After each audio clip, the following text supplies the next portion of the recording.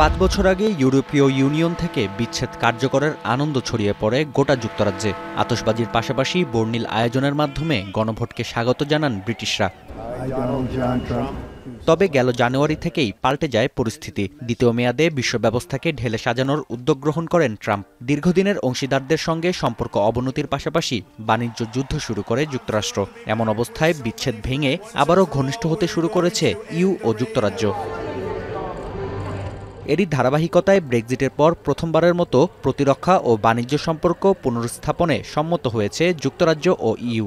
সোমবার 9 বছরের মধ্যে প্রথমবারের মতো আয়োজন করা হয় সম্মেলন, যেখান থেকে $17,000 কোটি ঋণ পাবে যুক্তরাজ্য।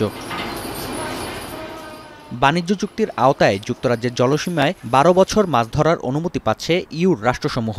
বিপরীতে ইউর দেশগুলোয় যুক্তরাজ্যের খাদ্যপণ্য রপ্তানির ক্ষেত্রে কমানো হবে বিধিনিষেধ। এছাড়াও ব্রিটিশ নাগরিকরা বায়োমেট্রিক পাসপোর্ট ই-গেট ব্যবহারের মাধ্যমে ভ্রমণ করতে পারবেন ইউরোপ। সম্পর্ক পুনরুত্থাপনের কারণে 2040 সাল নাগাদ যুক্তরাজ্যের অর্থনীতিতে যুক্ত হবে $1,200 কোটি।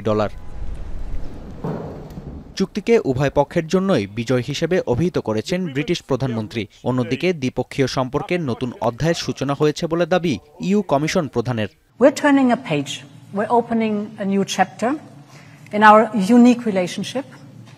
This is the story of historical and natural partners standing side by side on the global stage, facing most of the same challenges. This is the first UK-EU summit. It marks a new era in our relationship. And this deal is a win-win.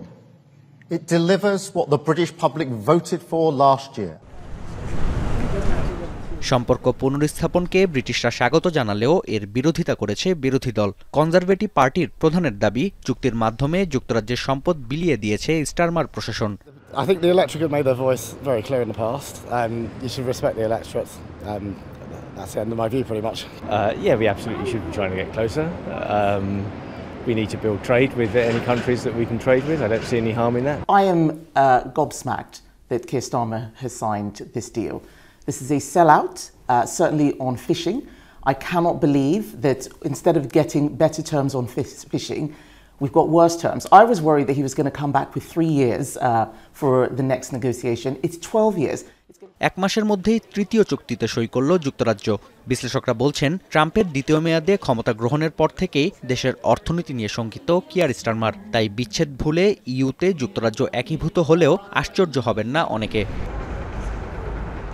Nafia Arman মনন, এখন বিশ্ব।